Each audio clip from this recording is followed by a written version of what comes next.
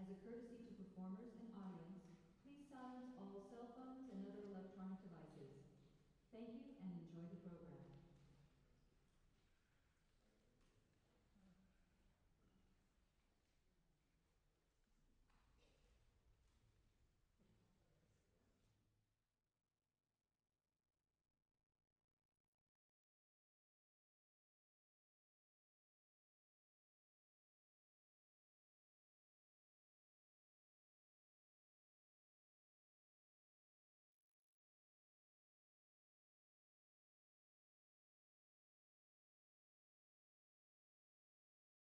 In Los Angeles with their permission.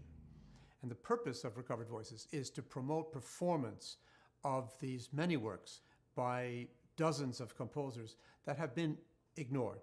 And so we concentrate on that here at the Colburn School in encouraging performance and in encouraging the public to take an interest and to familiarize themselves with a lot of that music.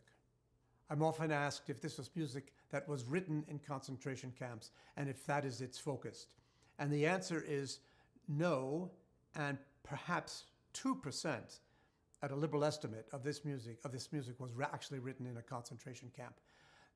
There are some notable exceptions to that, but they are few, and little is left behind from the concentration camps. This is not about that. This is restoring to the repertory or bringing to the repertory for the first time music that was written anywhere from 1945 back to the end of the 19th century, which was banned by the Nazis and which laid fallow for a very long time. Some of it has still not been brought back. And at a certain moment, there's a sort of an epiphany. The moment when you realize that all of these composers have remained neglected to one degree or another because of a non-artistic factor. There was nothing artistic in the judgment of the Nazis whose music was to be banned and whose not. It was completely political, racial, and genocidal. The importance of history cannot be underestimated. And this music has been ignored in the recounting of the 20th century. Music history has been written for the 20th century with the omission of many of these names and certainly the significance of their various musical styles. And until that's corrected, I don't think we have a proper vision.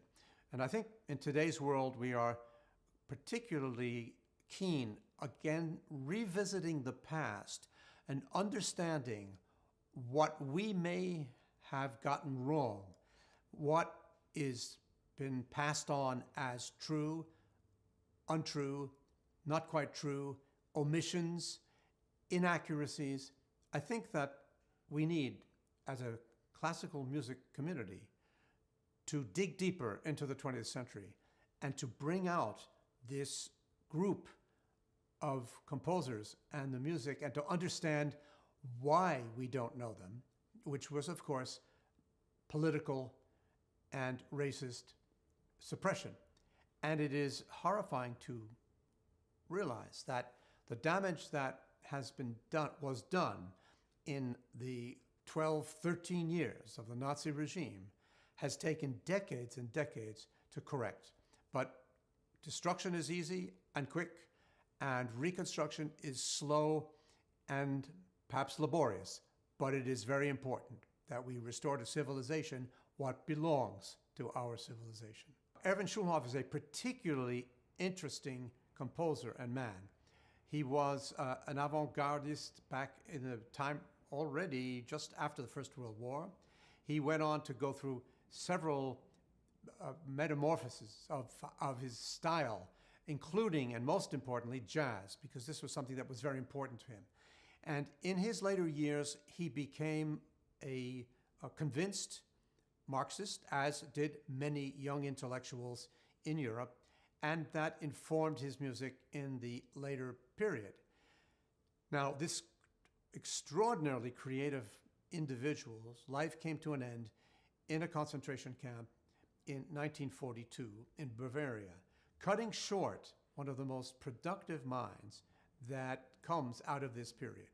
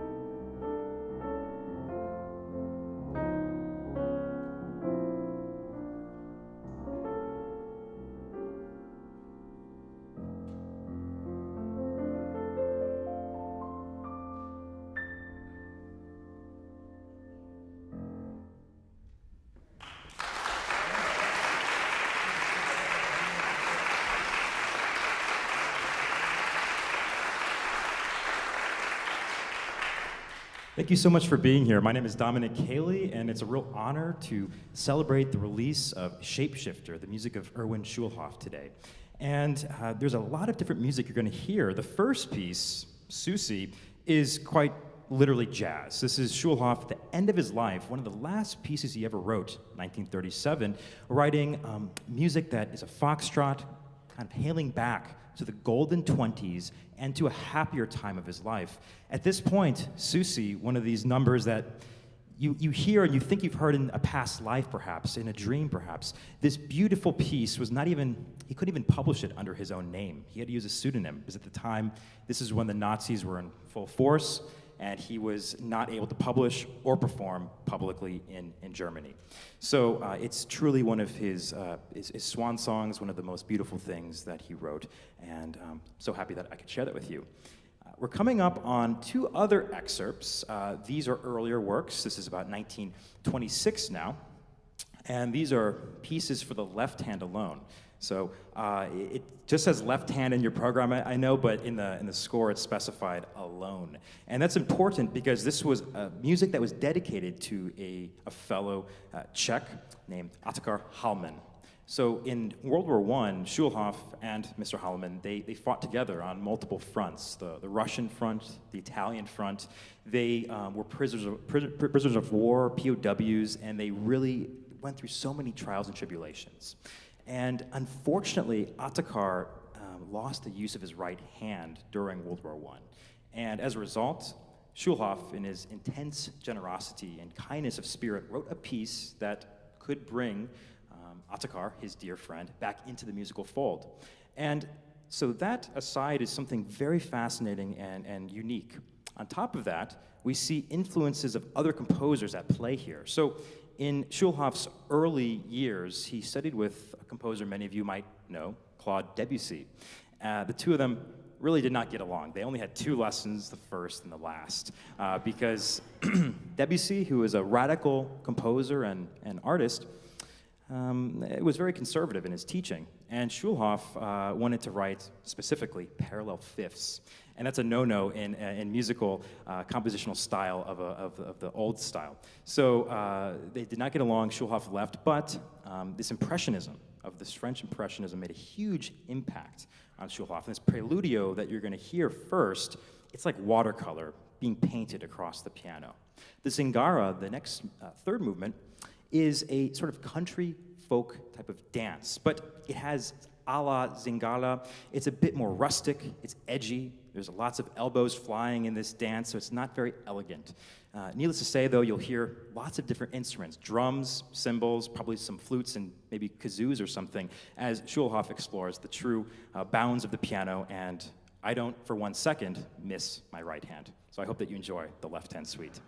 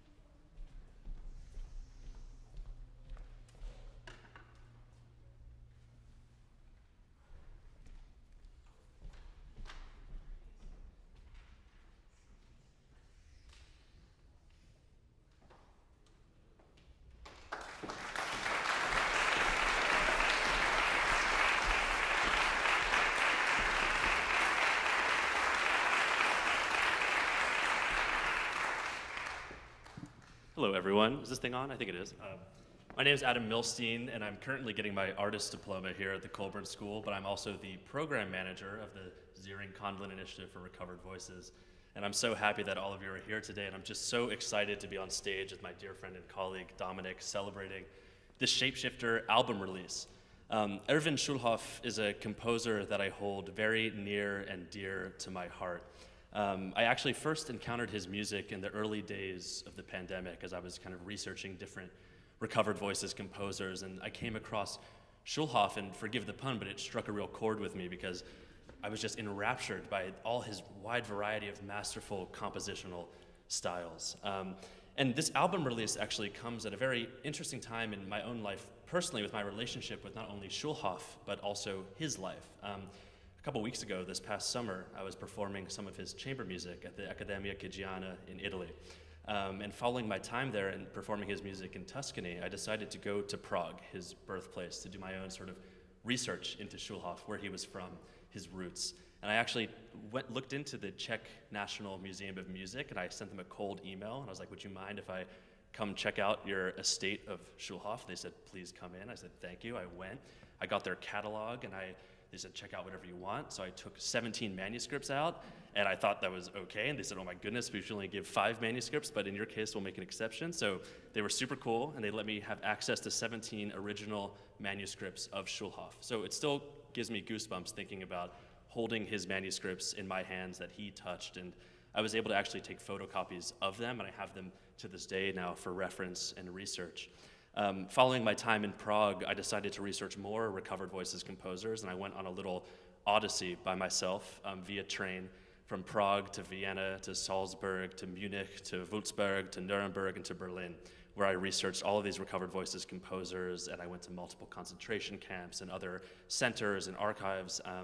And one of my last stops was in Würzburg, Bavaria, where Schulhoff died of tuberculosis. This was a prisoner of war camp outside of Munich, outside of Nuremberg, and there's a little monument that is built to him there, and I actually went and found his gravesite as well, where he was buried among other Russian prisoners of war who were slave laborers there. And Schulhoff's own son actually buried him there. His son survived the war to become a very prominent Czech filmmaker in the new wave scene, but it was a very emotional experience being there, places where he lived and flourished and loved and made music, and to where he met his end. And tonight we're going to play for you the second movement of his violin sonata written in 1927. And this is a very intense and sort of dark piece, but ultimately very beautiful, I think. There's a very interesting drone that happens in Dominic's left hand that is very constant, and the violin sort of serves as some form of almost incantation that happens over it, and there's angst and there's agita, and I believe that there's some form of conflict that exists, to which I will leave it up to the audience to decide what that may be, what sort of inner turmoil Schulhoff is facing in 1920s. But without further ado, we hope you enjoy the second movement of his violin sonata. Thank you.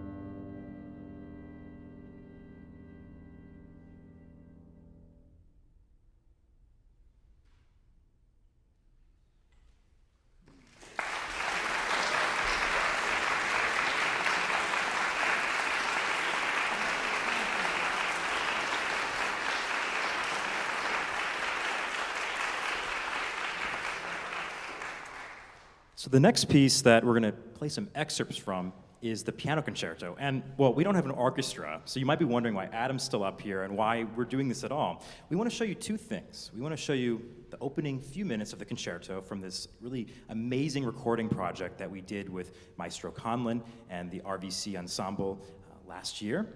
And then we're going to play live following that. We're going to play a little excerpt. And this is an interesting work because there's a lot of misnomers in this piece. It's a piano concerto, and yes, the piano's featured, but there's also lots of violin solos. In addition, it's called Concerto for Piano and Small Orchestra, but this is probably one of the largest orchestras you will see on a stage if you see it live, which hopefully will happen at some point.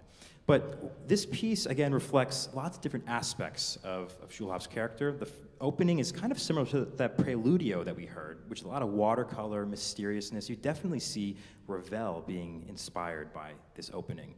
Ravel would write his piano concerto a few years after.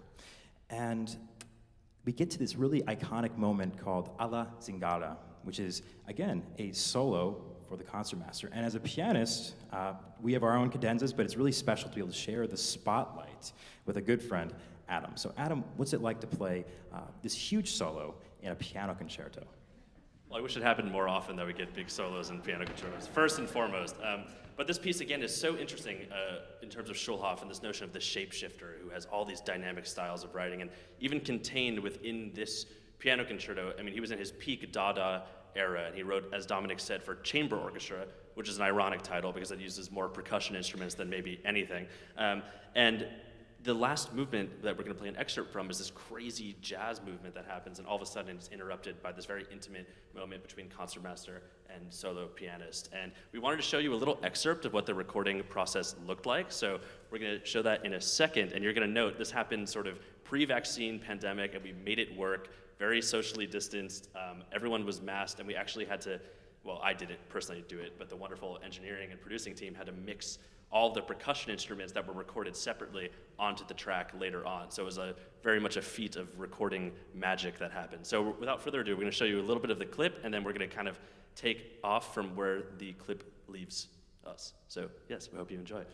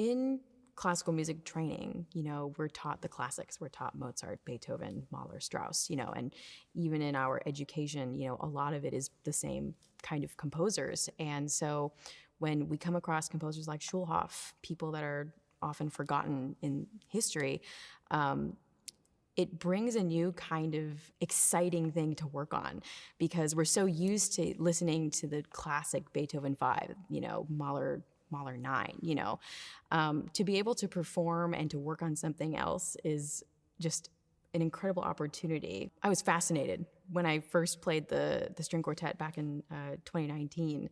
I had heard 4 of my other classmates, another string quartet, play it the year before, and when I first heard it, I was like, wow, that is so unique and exciting. I couldn't believe how sucked in I was into that performance.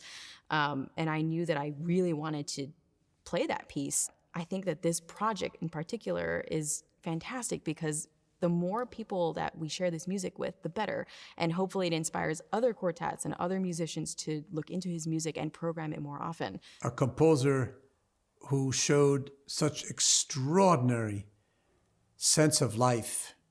I can't say optimism. He wasn't an optimist, but he was somebody who confronted life with all of its ironies and difficulties with tremendous energy, accepting the challenge of life, accepting to fight with melancholy and depression, accepting to fight to make his living. He did all of those things, and he transformed that at first into music with a very life-affirming vein, which gradually changed color, as we've seen in the 1930s and into the early 40s. But he was alive, very much alive, the whole time. And his music reflects all of those variegated twists and turns. He went through all of his styles, not because he was eclectic, no, because he could see the link between this style, this combination, that kind of, he could see connections that others didn't necessarily see. And he was brave enough to follow those connections that he saw. And so his output is enormously fascinating.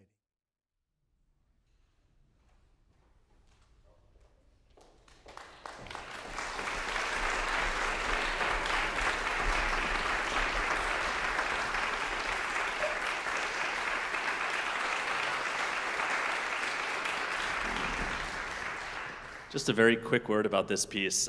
This is from the 5 Pieces for String Quartet, which is a piece that Galia and I have played a lot. We've recorded it. Nathan and I have played it a lot. Jing and I have yet to play it, but this is our first time doing it, so it should be pretty fun. And it's a really interesting piece by Schulhoff, again, written in his peak Dada phase where he was doing a lot of absurd musical things. These are a collection of 5 dances. They're like little vignettes. The first one is a waltz that's supposed to be in a 3/4, but he writes it in a 2/4, which no one would know unless you were looking at the score. The second movement is a very beautiful, weird, creepy serenade. The third movement is a Czech movement, and the fourth and fifth, which you'll hear right now, are very fascinating pieces. The fourth is a tango milonga, which is a little faster than your normal tango, but still very sensual and cool and smoky and fun. And then the fifth movement is a tarantella, which we have a lot of fun playing, and it's very rambunctious and so much life and energy, and we really hope you enjoy the fourth and fifth pieces from the 5 Pieces for String Quartet.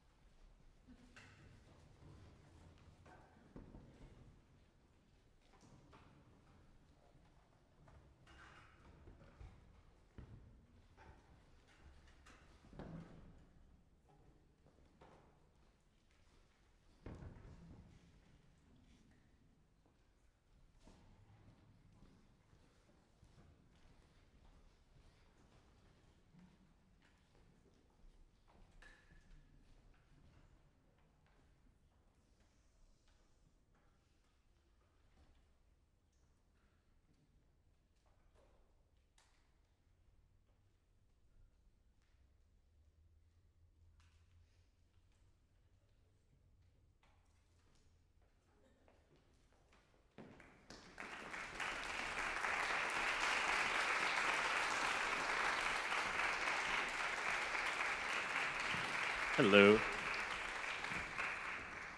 Well, it's great to be back on stage again, and I would like to make a special and warm welcome to Mark Abel, who is the co-director of Delos and also a wonderful composer who Dominic and I have actually had the privilege of also recording some of Mark's pieces too. So maybe that'll be the next concert we can do. My privilege. Yeah, definitely. Just before we start this brief sort of chat with the artists, I want to just say a few thank yous to everyone that made this possible, to Marilyn Ziering and many other members here of the Colburn community. Many of you are here tonight, and without you, this project would not be possible. I would also like to thank for the work and support of James Conlon, Jennifer Calland, Michelle Yamamoto, Nick Giannopoulos, and Robert Elias. To the designers, Philip Parolo and Lonnie Kunkel, and a big thank you to the wonderful Colburn audio-visual team, who not only made this album happen, but also this evening possible. So to producers Fred Vogler and Jeremy Frank, engineers Francesco Perlangeli, Sergei Parfenov, and Derek Williams, and also very importantly to Rebecca Stewart, who is not here this evening because she's in Europe, but she's the wonderful scholar who actually wrote the amazing liner notes. So I highly encourage you to not only buy the album, but also read the liner notes, because they're really great, and Rebecca did all of them. So I wanted to start off this evening actually chatting a bit to Mark. When I first met Mark, it was actually through Dominic, and it was a really wonderful experience because he's one of the rare individuals, and we're hoping to change this, but one of the rare individuals where he already not only knew who Erwin Schulhoff was, but was a big supporter and advocate of Schulhoff. So it's really cool to be able to geek out with someone about Schulhoff, and that's what we did from the get-go. And I just wanted to ask you, Mark, so when did you first become aware of Schulhoff, and how did you? Well, the emergence of Schulhoff in the latter part of the 20th century started really, in my opinion, with a series of recordings that the venerable Czech label Superphone did from 1993 to 1996. I think there are 10 of them in all. I have 7 of them, I think. And this put quite a wide spectrum and look at what Schulhoff had done, recorded by the best Czech players they could find. And I happened to hear one of these recordings on the radio in San Francisco. The pieces that were being played were Schulhoff's string sextet and duo for violin and cello, which are both tour de force, wonderful pieces. And I was so struck with them that I eventually, well, not eventually, but rather quickly, I bought some of these records and didn't know a soul who had ever heard of him, but he had convinced me right off the bat. And then I think in 1999, summer vacation in New Hampshire. I don't know how this all fits together, but somebody told me about the recording of Schulhoff's only opera, which is called Flammen, Flames, which was done in the Deutsche Grammophon Interprete Musik series. And the opera is just an amazing display of Schulhoff's orchestral virtuosity. There's more orchestral music in it than there actually is singing, and you know, you just have to. It's an awesome piece. It's only been recorded one time since then. The Deutsche Grammophon recording was in 1995, and it's a piece that should be heard more. And so ever since then, I've accepted it for myself that he was an important composer. And when I found out that Dominic and Adam were seriously, and Galia were seriously delving into this stuff, it made me so happy. I hadn't known Dominic for that long, but the two of them invited me down here about a year and a month ago on this very stage and played me some of the pieces that you've just heard. And it was really one of the most wonderful experiences I've had as a consumer of music. I was just sitting out there somewhere. I was the only person in the hall besides them. And when I had never heard the violin sonata before. They were already working on this series of videos that they've done, and Maestro Conlon had already done some of his lectures. But the first thing I could think of was that the label that I record for and also work for had to offer the opportunity to have these performances released, and it took a little while, but I'm so glad that it has, because I think that young American musicians need to wrap their brains around this music. There's much more consciousness of Schulhoff in Europe than there is from here. But you know, if you don't check him out, you're really missing something. I have to definitely second everything you just said. And I'm so curious about, so the title, Shapeshifter. Do you want to talk about that a little bit and your thinking? Well, behind it? I went back and forth with Jennifer Calland quite a bit about how we were going to put this release together. And I think it just kind of came up spontaneously for me.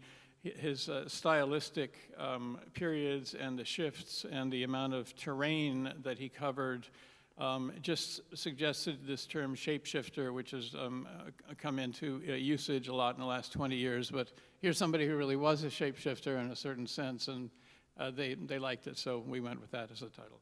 Yeah, I think it's a great title. And also, I just want to draw everyone's attention to the really cool art that's here. It was actually made by one of Schulhoff's friends back in the 20s, and it's in a wood block, and it's such a really striking image. So anyway, it's something else I just wanted to bring a little attention to. And Dominic, I wanted to talk a little bit to you about Schulhoff. You've played a lot of his music. This past year in particular, you were playing him across the country in about a dozen different states at prestigious festivals such as Ravinia, the Gilmore Festival, the Bravo Vale Festival. Where else are you playing Schulhoff this year?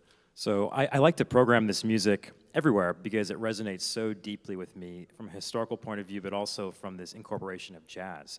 Where else am I playing it? Well, most notably in January of this upcoming 2023, I'm playing it at Carnegie Hall, so I'm really excited about that. The left-hand suite in particular, actually the two selections that you heard this evening. So those two for me are very striking, and that's why I want to bring it to one of the greatest stages. And you program a lot of Schulhoff now, and how has becoming familiar with his music and his compositional voice sort of influenced your own programming? Are there other composers that you kind of relate him to? Yeah, so as I've really studied Schulhoff, and actually the first piece I ever heard was the Piano Concerto, and as I've listened to pretty much all of his piano music and as much of his chamber music as I could, I started to really realize that he resonates with me and connects really to Beethoven, actually. Those two composers I really hold in the same breath, because Beethoven, he challenges not just the player, but the listener. And I feel like Schulhoff is very representative of that as well. Schulhoff is writing music that was really breaking ground in swift ways at his time.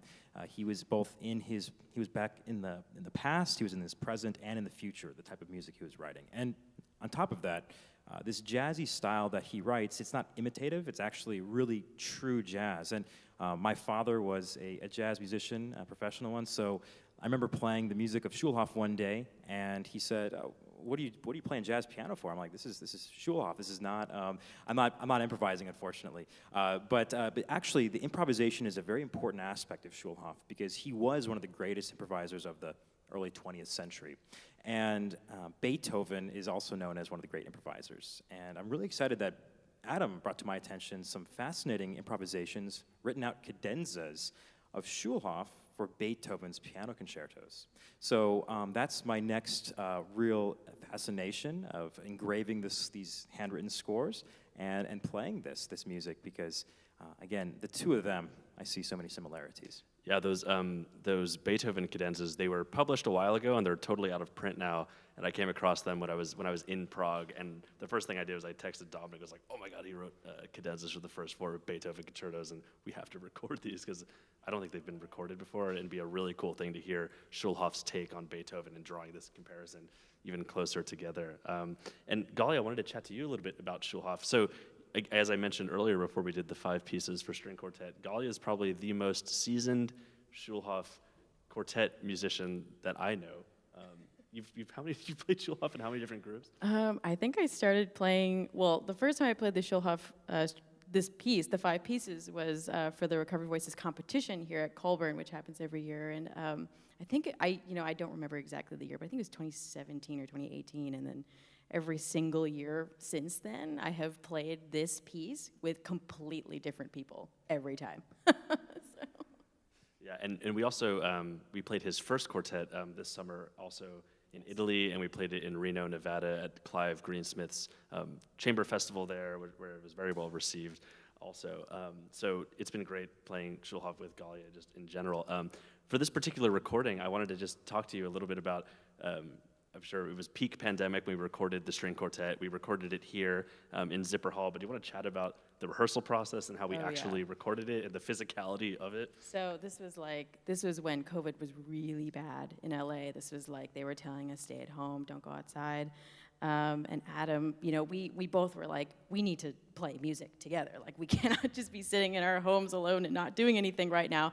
And so Adam came up with the idea that we were going to play and practice in his garage outside. Thanks, Mom and Dad. I know Thanks, they're Mom here and somewhere. Dad. Garage Band, the original. Yeah. You know, I've lived in LA for like 7 years now, but I think I've fully gotten the Chicago skin off of me because it was January and it was like maybe 60, 65 degrees at most. There was heaters above all four of us. They were so kind to got heaters above us. And we were freezing and playing in our jackets, but we were still rehearsing and we really wanted to get this done.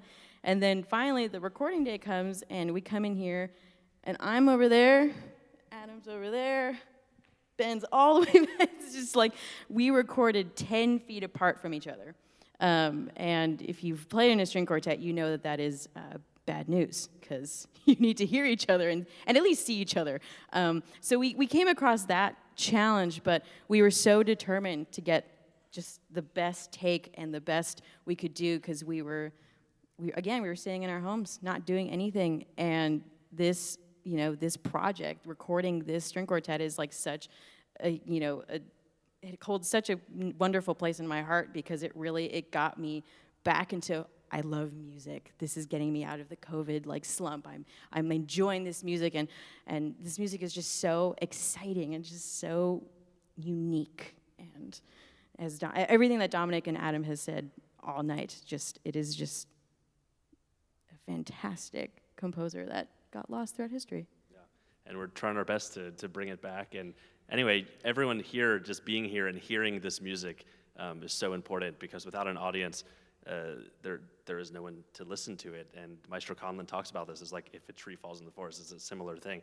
Without audiences, these composers, it's hard for them and their music to survive and to be continued and to be put into the canon. And that's what we're all so passionate about. So thank you all for being here again. And please buy a record or stream it or do whatever. And we're so excited. And yeah. Can I mention one other thing? Yes, please. I was brushing up on my Schulhoff a couple of days ago before coming down here, and I decided that I wanted to listen to his Sixth Symphony another time, his last completed symphony, and it was completed weeks or maybe a month or two before the roof fell in completely for him and the Nazis invaded the Soviet Union. He kept writing right till the end, but so I went to YouTube to find the Sixth Symphony, which so far has only been recorded once, and that's in the Supraphone series that I mentioned at the beginning. So I listened to it again, and I looked at the one comment that was beneath the performance of the symphony. It was written, I'm kind of addressing this now to any younger musicians who happen to be in the audience. Someone named Deborah K. Goodhead, who lives in Oklahoma City, wrote the following.